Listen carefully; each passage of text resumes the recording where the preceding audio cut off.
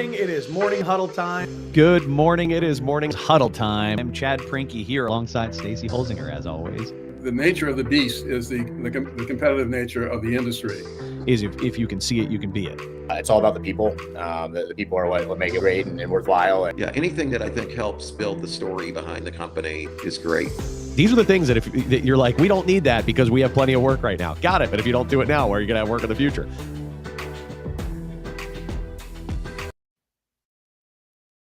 The Morning Huddle Construction Show is fortunate to have 5 sponsors for Season 7, helping us to spread the word and create positive change in the construction industry. And we want to give a shout out to each of them and thank them now. First is Katz Abosch. This is a middle market accounting firm with a deep specialization in construction, tax, audit, accounting, fantastic group of people. Next is Lawrence Law. This is a boutique law firm that works with contractors and helps them with their day-to-day legal needs as well as all of their most significant legal challenges that they might run up against. Lawrence Law. Then we have Sandy Spring Bank, which is a regional bank in Maryland with a group of people who really understand what the needs of construction businesses are and who partner with you to achieve your financial aims. So Sandy Spring Bank. And then we have Marsh McLennan Agency, bonding and insurance professionals who really just have unparalleled insight into the construction industry. They're the best in the business. And then lastly, we have Genesis AEC.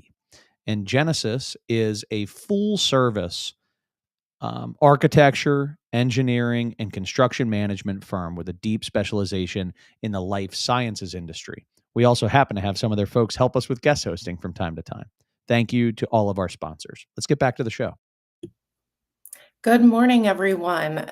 Chad is visibly not here today. He is at a leadership conference in Florida. So to substitute him, we were having Mark Jury, good friend of mine, join us today. So I just wanted to read his bio really quickly and then welcome him to the show.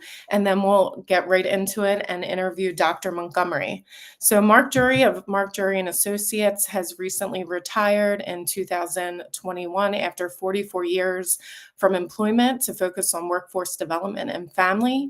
He remains active in many construction industry associations, business and community groups, serving on committees and boards.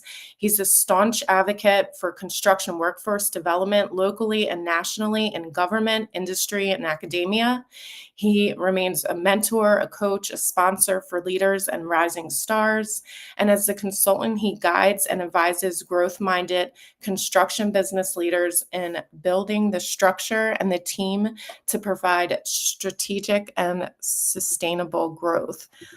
With that being said, welcome, Mark, to the show.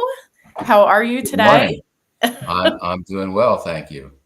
I pressed all the right buttons, I think. Yeah, I think so. Yeah. So we want to welcome Dr. Montgomery to the show. We're going to talk about the DC Resilience Hub and Center at FH Fauntleroy.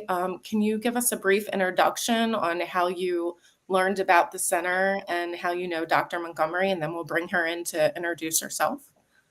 As part of my workforce development role in the area, I am the president of the DC Student Construction Trades Foundation, and in 2000 we were looking for a place to hold our internship sessions and our training sessions, and through our contacts in the Deanwood area, we came upon the Fauntleroy Enrichment Center and Dr. Montgomery. And I first met Dr. Montgomery in June of 2020. And when we moved in, and right off the bat, we hit it off. We had alignment in terms of workforce development, in terms of the mission of building community, building people. And we've worked together on several things, some workforce things, some boot camps, some community issues, and she's become a good friend. Yeah. So let's get Dr. Montgomery on. All right, let's get her on. Welcome, Dr. Montgomery. Good morning. How are you today? I'm doing well, thank you. Yeah. Could you give us a brief introduction about yourself? Wow. Okay. That's a very difficult one when I'm asked that.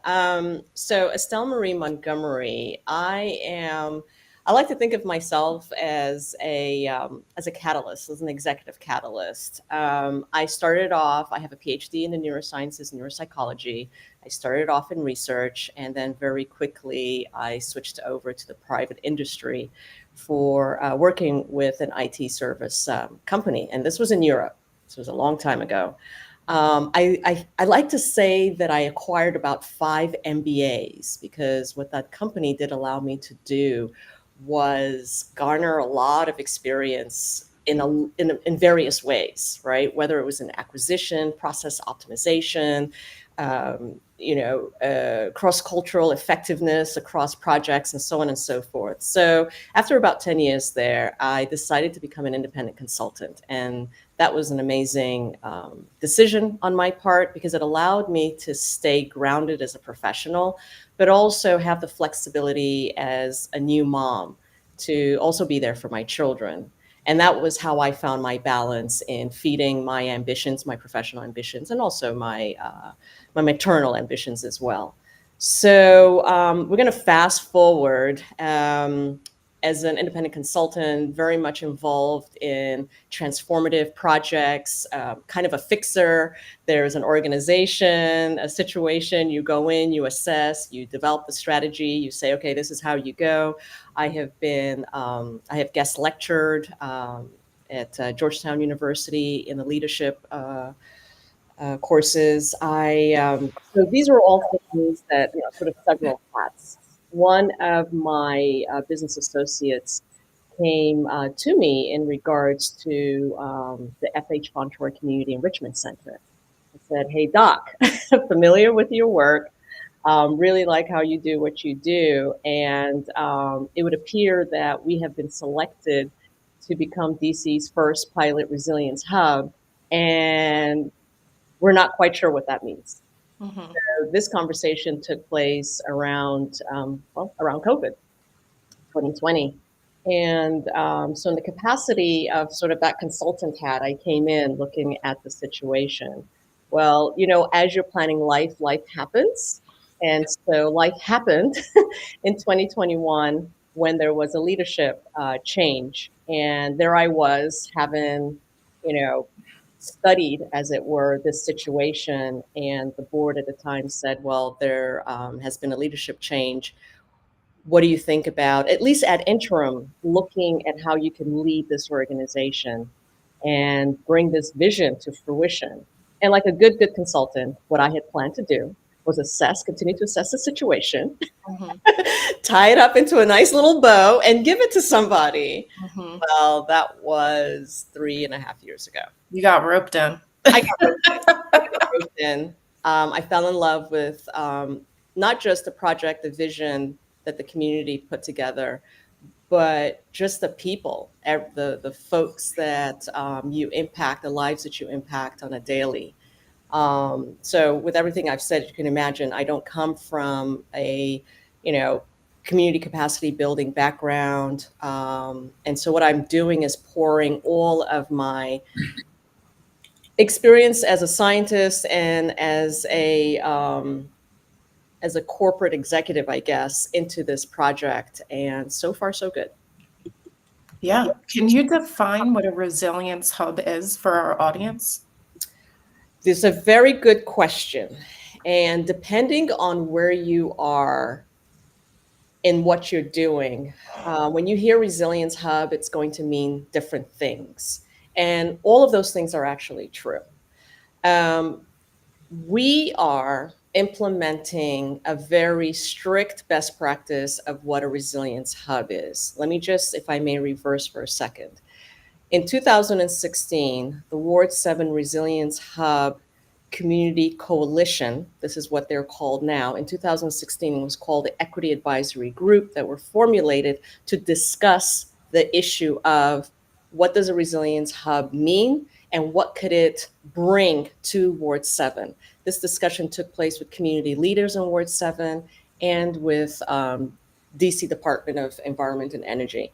And what they decided upon in studying Resilience Hub and all of its various components is that we would follow the a more stricter definition of a community asset that transforms to meet the community, serve as a safe space, develop programming that addresses day-to-day stressors, and prepare the community for acute disruptions. So as a Resilience Hub, what we're doing is transforming what was a small community center into a more robust space, expanding from 2,000 to 7,000 square foot, expanding our program along workforce development and literacy, health and wellness, emergency readiness and preparedness, and also developing community cohesiveness through community engagement programming. And we do this intergenerationally. And through everything that we're doing, we have the focus on creating sustainability and really instilling resiliency, not only in terms of our location. So when we think about the power systems that we're putting in place and the building, how we're building out the structures, but also in the individuals that are partaking in our programming that is offered for free. All of our program is offered for free. Very good. So our audience is mostly construction folks, and one of the big things in the construction industry is workforce development. Where do we find talent? Where do we find skilled people? How does building a stronger and more resilient community benefit employers in their search for future talent? How does that come about? Well, one thing to keep in mind is that DC is very dedicated to its first source agreement, right? Yes. So what we have become very familiar with is indeed construction companies that said, okay, we need to fulfill this first source agreement. Where do we find people? And this is where I think we are really filling in a gap. We are solving for that question for the construction industry. Our focus on workforce development and literacy, first and foremost, is about how do we fortify individuals in our communities that are either underemployed, unemployed, or young people. So those are on the adult level, but young people who actually post high school are lost for whatever reasons. And we can, spend another 5 shows on that. But the point is that post high school, they are directionless. Mm-hmm. And so what we are doing is cultivating a framework that we have now tested and tried many, many times, and it's proving to be successful, where we engage with all of these, you say vulnerable, right, population, because that is where that's where you'll find your gems, right? And really spend the time to meet each individual. So we're not a training center, okay? What we do is meet individuals that fall under all of these categories and say, okay, where are you? And when Mark and I very earlier on were talking about workforce development, there were 3 things he talked about: ambition, attitude, and aptitude. And I absorbed that, Mark. And yes, I did. I'll give you credit, but I took it. We took it and we ran with it.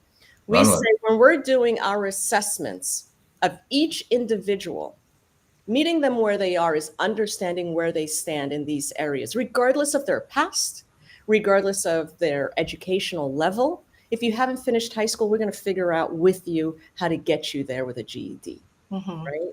So what we do is figure out what the innate gifts, each person has a gift within them. And what are those gifts and talents that a person has that could match, right, the search in the construction industry, whether they're plumbers, carpentry, mechanical, solar installers, whatever it may be. Because for us, given the demand in that industry, what we try to tell people is get this basic skills training in core. Start on a career pathway. We don't train folks for a job. What we're doing is fortifying that individual with professional skills, essential skills, the technical skills, yes, but it's a gateway for them, either to further in that specialization area or start in that construction industry and have their eyes be open to other possibilities. But the point is that there is economic mobility, and they too can partake in the revitalization of the community, because that's what's happening, right? The high demand in the construction industry has to do with the revitalization of these same communities. So on several levels, we are extremely dedicated to this area of workforce development and literacy. And we have a true partner. We've had a great partnership with Mark and the Construction Academy in this, and formulating and refining. And let me just add one more thing. After you finish a training, usually there's a hyper focus on, okay, they finished the training, they must land a job, right? So we work with the employers on that. We do job fairs to get that match. Well, sometimes there isn't a match. We don't drop anyone. Even when there is a match, we still follow them, okay? But especially when there isn't a match, we still hold on to that individual, and we engage them in another program that we call Bridges to Success. This is where we work with them as individuals to still find a place for them. And it may not be with that first set of construction companies that we did the job fair with. But later down the line, there may be some other opportunities, right? So, and then we continue to skill them up. If there are other areas in construction where they can become certified, we make sure that we guide them through that. Very good. Now, we work together on a few boot camps, and we see success in those construction boot camps, which is basically teaching NCCR core. But investment in vetting the candidate up front, making an investment in reviewing their backgrounds and looking for deriving where their ambition is, where their attitude is, and where their aptitude is, and are they a fit for construction at all, is important. But we also see it as an often neglected step in development of these cohorts. Can you speak about the values derived from successful implementation of a vigorous vetting process? Yeah. So not to be underestimated, our very first workforce development program that we rolled out, we were crunched for time. And so we were not able to do this extensive assessment. And that taught us a lot of lessons. There are no failures, right? You always take the lessons and move forward. And what we came to realize is that you cannot rush through anything. To rush through it is still to cause a compromise in the objectives that you wishing to reach. And yes, the construction industry can be fast paced. Yes, the demands are high, but if you are looking for high quality individuals and you are committed in the investment of developing these individuals within your company, then really that upfront investment in sitting with individuals, understanding not only the socioeconomic challenges that individual is faced with, but maybe also the behavioral health. Again, our approach is very holistic. We're not assuming everyone is just ready. And when we talk about literacy, we're also checking to see where the computer literacy for this individual is. And you may say, well, they're going to be doing construction. What does that matter? Well, that individual is a member of a family. Whether that they themselves are a caregiver of elders or a caregiver to children that are their own or not their own, we live in a computer age. Being able to log on to certain sites to take care of business, whether it's school business or whatever it may be, we find that some people are not computer literate. So when we talk about essential skills and skilling them up, we want to make sure that they're off the job, off their career lives, are also being supported in the way that they're trained and in the way that they're supported. So that upfront investment is very important for that reason, because you don't want them trained, land on the job, and all of these challenges are still burdening them. So now they can't show up at 6 a.m. at the job site, and you're wondering and you're getting frustrated. We just trained you and you're not showing up. right? Which is a value that we certainly push through all the training, right? Construction industry means early start. Yep. But let's say we now have successfully guided an individual through all of their challenges and also skilled them up in the training and the technical training component, and they have successfully landed a job and they have ambition, Mark. Yeah. Doesn't mean we drop them. That's where I'm also seeing a lack of investment is allow us to still continue to manage, right, that individual in their successful landing, because they will hit a roadblock along the way.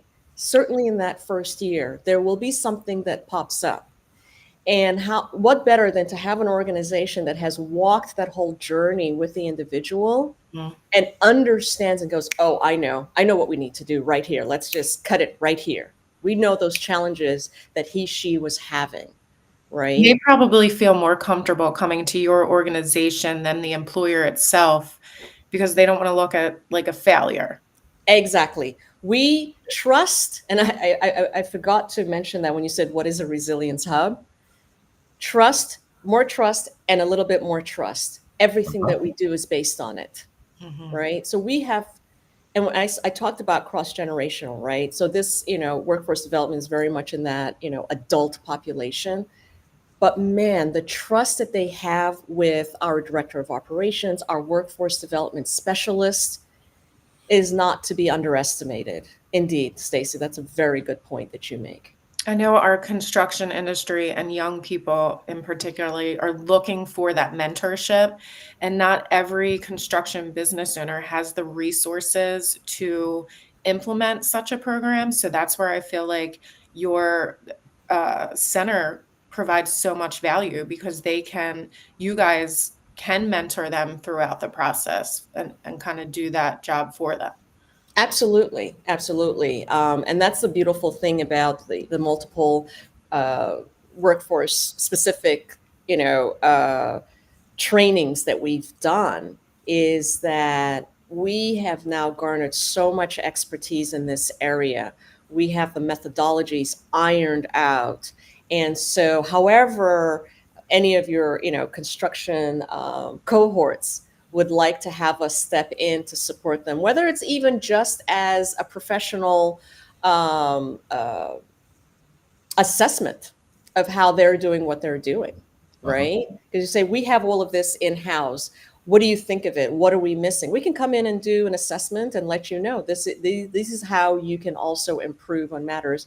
And then if you say, you know what, Fauntleroy Center, you already have this lined up. Why should we reinvent the wheel? Please come in, program manage this component, program manage this training that we would like to have in place with, X amount of cohorts at the end. This is where, we thrive and we get much enjoyment in being part of training up individuals and building their own individual resiliency in the construction industry. And I just want to add that, with these workforce development programs and these cohorts you put together, there's a lot of different workforce programs around the city and around the area. But it's a difference between, are you investing $1,500 per candidate in their training and education, or are you investing $2,000 a candidate and having the $500 up front to vet them to make sure they're a viable candidate for landing in construction, and that their chances of success are much higher than if you just herd a bunch of people from a street corner and put them in a cohort. I think your failure rate's much higher.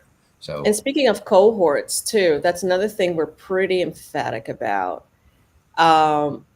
While quantitative output is important with all of our programming, outcomes are what we are focused on, the qualitative outcome.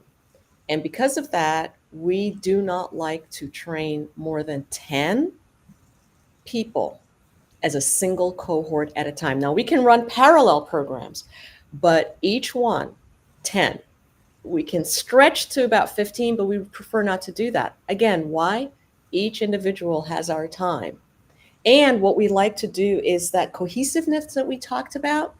You know, a lot of people are coming in not having that village, that support village around them. So if we can create that with that group of 10, where everyone can be heard, everyone can be supported, and they can even be some level of peer mentoring amongst themselves, Yep. right? When you think about those 3 A's, right? Maybe Yeah. someone less ambition is infected by someone else's over ambition, right? Uh-huh.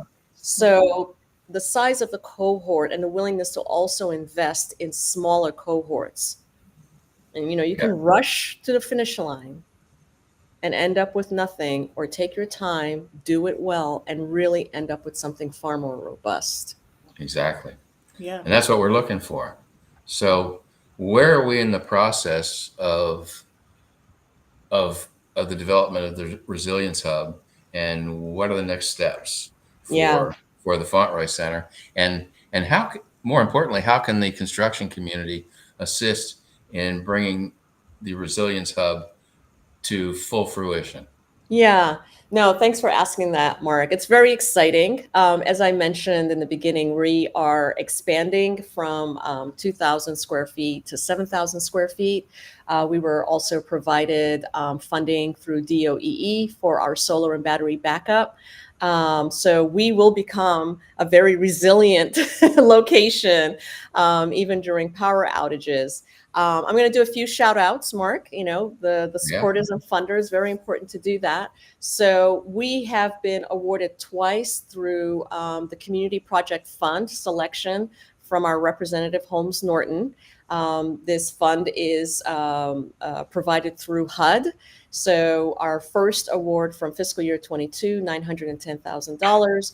And then we recently, fiscal year 24, also received $850,000. These are our tax dollars going right back into the community. That provided us with the seed funding for construction. And we have a conditional award from DC. I'm going to hold back, I guess, on stay tuned. There'll be a huge announcement. It's conditional, so I feel a little bit hesitant to just kind of broadly put it out there until the dotted line is signed. But follow us on LinkedIn and you'll hear everything about it. But we just got a big chunk where DC is investing in the site so that our construction can just continue to flow without stopping, giving us the possibility of a ribbon cutting next summer in June. And how the construction industry can show up for us during this period. Please reach out to us. We have a Friends of FH Fauntleroy that we have stood up. Friends of FH Fauntleroy is any entity, individual. Stacy is an example of such friend. Stacy provided support in marketing and really standing up our social media for us earlier this year. And she provided that services in kind. And it was of great value to us. So by signing up at Friends of FH Fauntleroy, you can actually tell us how you can show up for us, providing in-kind specialization services that we need, for instance, like Stacy did in marketing, providing materials for us in our construction phase.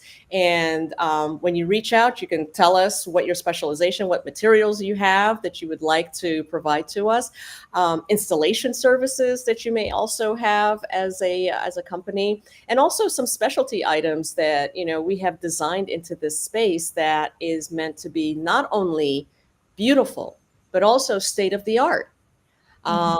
Privacy glass solutions. And these may sound like, a little bit trivial, but glass, for instance, and the design of how we've placed glass walls is very important in creating transparency through the spaces. Now, once in a while, you need privacy in those glass walls.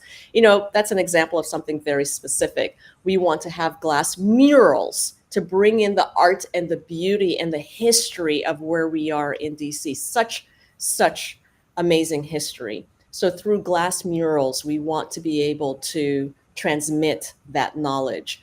There may be a company that specializes in that area. So there's so many different ways the construction industry can show up, both infrastructurally, but also where construction and art meet. I believe that's design technology it's referred to at times. Correct me if I'm wrong. So yes, we have started. We are looking for partners, for supporters in every which way. So if you go to our website, there is a location called Friends of FH Fauntleroy. There's a form that can be filled out. Stacy, if you can provide the link to our website. Yeah, and that website is constantly being updated because every day there's a new thing happening. So, when you look at it today, it might look different next week. So please keep checking us out. Yeah, So- I did want to mention most of our viewers are in the DMV area, but there's these enrichment centers and incubators that are popping up all across the country, right? So they're looking for the same type of help, and they're usually in the cities, correct? Not necessarily. Resilience hubs can be both urban and rural areas. It really is. Okay, so the primary task of a resilience hub, it's not meant to be everywhere. What it's meant to do is serve an under-resourced or a environmentally challenged area. So the residents, the community members in that area are lacking in something or some things. And a resilience hub is a response to that. Okay, so it can be rural, it can be urban, and everyone is unique in that way. Each one has its own fingerprint for the community that it's serving. Gotcha. Thank you for that. Go ahead, Mike. Yes. I was going to say, so for the construction folks out there, look at the website, think about what time, what talent, and what treasure you have to offer, and sign on to be a friend of the FH Fauntleroy Center. It's an important thing. I mean, people don't understand Ward 7 and especially the Deanwood community is very much, a large part of it is in a floodplain. So they have flooding issues anytime there's heavy rains. So part of what the Resilience Hub and the Fauntleroy Center has been doing is working on mitigation projects to resolve some of the flooding issues, and working with the Army Corps of Engineers and several other local community groups to resolve some of these issues because there's an environmental need there, as Dr. Montgomery stressed. Very important stuff. Absolutely. That's definitely another concrete way to show up is, okay, what can we do directly with the community in coordination with the programming that we're doing in this area of flood mitigation? So this is a much needed area of support, and we look forward to the construction industry heeding our call in that area. Yeah. Well, thank you so much. It's been great to have you on. Any parting ways for our audience? Well, firstly, yes, I just want to say that I believe that what the construction industry has been doing in terms of bringing more visibility to the opportunities that lie within the construction industry is amazing. You can't do it enough, and you can't start early enough. So we also, with our youth programming, we look to have construction partners who would like to come in and propagate that knowledge with our young people. So I would say continue that work. It is impactful and folks are listening. And this is an extremely viable, straightforward manner that when we talk about economic mobility and improving the outcome of individuals, this is a very concrete, not, no pun intended, a very concrete way of doing so. So I just want to say thank you to all those in the construction industry that have reached out to us and asked for our support. Mark, Stacy, you all represent really the face of that industry as well. And our interaction with you has been nothing but fulfilling and enriching. And I look forward to our continued collaboration. Thank you so much. Thank you. Thank you so much Thank for you. That's very good. Yeah. Well, enjoy the rest of your day. We're going to wrap up here, me and Mark, with some parting words. So next week, next Tuesday, we have Scott Aries joining us. He's going to talk about time impact analysis and project scheduling. And then our guest host, because I'm going to be stepping out, another off kilter show here, is Tom Hughes from Genesis AEC. So they're going to have a great discussion about project scheduling. And Mark, any parting words from what we discussed today? Yeah, I mean, I would say that, you know, as I always say, is the construction industry needs to reach out and teach people about the opportunities in our industry. I mean, Stacey, you've been doing a great job with your chat CTE, getting out there and interviewing folks in the field and finding out what these jobs are about. Construction industry is the career opportunities are an unknown treasure. And, I work a lot with educators to try and educate them about careers in construction, so that students at an early age start to think about where their talents lie. And, I'm a career-based education nut, and, it's wonderful having Dr. Montgomery on to share what's happening down in the Deanwood area with the Resilience Hub coming about. We have to hit every place, and we have to try and capture and help folks find their way, and hopefully enough of them will find their way into our industry, because we need them. And computer literacy is important, even in the field these days. So yes, yep, things are changing. And it's good to, there's so many organizations just like FH Fontori that are almost hidden because they have limited resources to market all the wonderful things that they're doing. So it's just, it's good to bring about some conversation on out of the box ways on how you can bring people into the construction industry, because we can't just rely on placing an ad on Indeed or LinkedIn for employment. There has to be other ways that we're participating and connecting with people. So we need to grow our own. Yep, we got to grow our own pipeline. Yep. Well, thanks so much for being our host today. I really appreciate it. And everyone have a great day, and we'll see you next week. Thank you for having me.